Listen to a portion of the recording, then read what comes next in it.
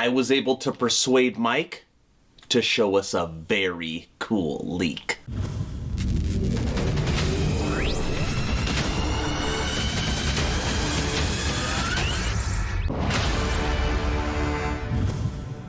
Hello everyone and welcome to Action RPG. I'm your host Aaron, and for today's video we're headed to the world of Last Epoch. Mike, one of the senior developers from 11th Hour Games, held his normal Friday Q&A live stream on Twitch, which means I get to bring you Dev Chat 20. And there is so much good information in the stream. I almost turned it into a part 1 and 2, but I decided not to, so instead we're just going to have a little bit of a longer Dev Chat.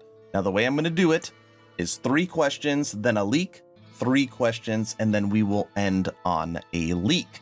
Now, as you know, Mike streams on Twitch, and there's a couple other big YouTubers of Last Epoch that also stream on Twitch.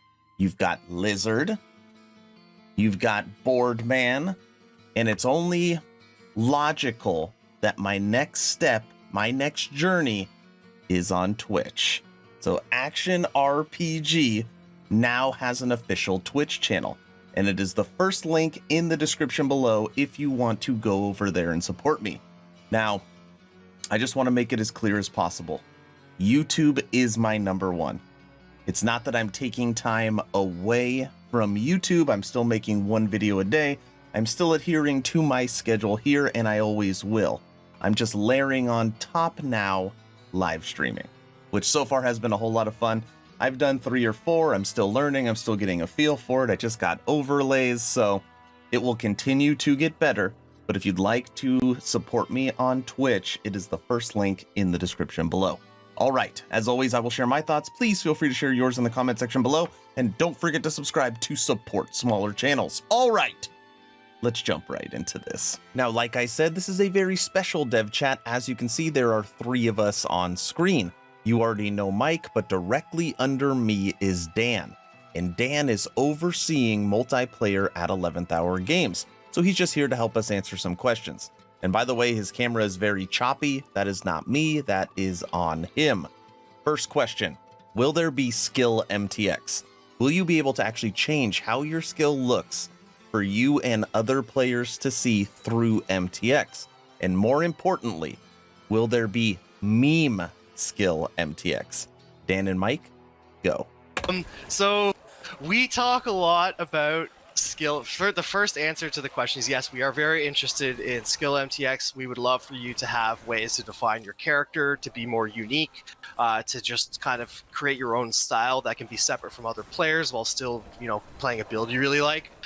So the second part of that, we really like memes internally. I don't know if we're going to make meme abilities. I would say that is unconfirmed at the moment, but we certainly like to think about them. There has been more than one toucan passed around in a conversation in a meeting. Yeah, and I think the important thing is most of the skill MTX we've talked about actually including is still things that are sort of in universe. So, for example, we wouldn't have a version of hammer throw that was just grenade throw, because grenades or Thor's hammer. Yeah, or probably won't Thor's be getting hammer. Thor's hammer. Yeah, because that's part of a different universe. But we might get things that are like nods to other things, or are maybe it's a joke, but it's still in the universe. Like if something became bees, that would be okay because bees work.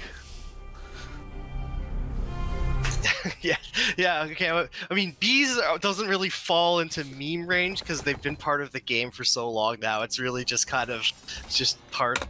Yeah, Mike, bees are boring, but the thought of my fire Necro throwing flaming Thor's hammer, that's a good idea. Up next is a multiplayer question. Will you restrict classes in multiplayer? An example of this would be like, you can only have 1 Necro in your party. Dan, go. Have only one of class in a party? No, and I went and reread what Morimer said, and he's more referring to the fact that we really just want to make sure that we have technical solutions to the number of pets being available in a party, these technical solutions will not be design limitations. For example, we will not limit your classes in a party. If you want to have 4 minion necromancers and they're all destroying things, by all means that's going to happen. You may not see you want 4 mic build. Sorry, I didn't know if something happened there. You may not see all of the minions. We're looking for solutions where we might hide the visuals of other players, or at least make it less visible. If you've seen a solution like Diablo 3's, that's something we've thought about. We're still determining exactly what's going to work best, but we'll do it something different for different abilities. We actually have the technical capability to change it on a per ability basis. So no, we will not be limiting classes, but we will try to limit visuals so that you don't lag out like crazy right off the bat, and make it as efficient as possible. That is exactly what I want to see. 4 minion necromancers, maybe all running wraiths. What does that look like on screen? Let's expand this a little further. What if I don't have a powerful computer? I joined a group on multiplayer. Am I gonna lag like crazy? So the long and the short of this question, yes, Artem, I was talking about that already. Yeah, we want to address the visuals of other things, cosmetics in particular. I also answered in the forum post. We do want to think in advance of how to make visual MTX really stand out without being completely over the top like that as well. That is very much a thing where I can tell you what my philosophy is. I can tell you what the team's philosophy is right now. The reality is when we start making MTX and we start putting in the game and we start playing it out, we're going to have to test it ourselves quite a lot, make sure it's not overwhelming. And as a philosophy, we're going to have to make sure that players can't really overwhelm each other with that. Otherwise, it would kind of bypass our whole system. But in the first place, since we are trying to modify the visuals of other players' abilities and pets for you while you're playing multiplayer, that should, to some extent, there should still be technical improvements there, where you might still see the ability the same way in terms of an MTX visual, but from the technical back end, it'll be less expensive. So we are definitely aware of that, and we have to think about it a lot, even when we make visual MTX in the first place. So we're thinking quite a bit about that. Yeah, it's a balance between making it look good and making it feel good, and if we don't hit both those things, it's not going to be just overall good. So complicated. You have all been so patient, it is time for your first leak. Now, earlier in the week on my Discord, we were talking about the Golem, the Bone Golem, and how they're going to be updating the art for it. So during this dev chat, I asked Mike, hey, can you update us on what's going on with the Bone Golem? And through that question, he did this.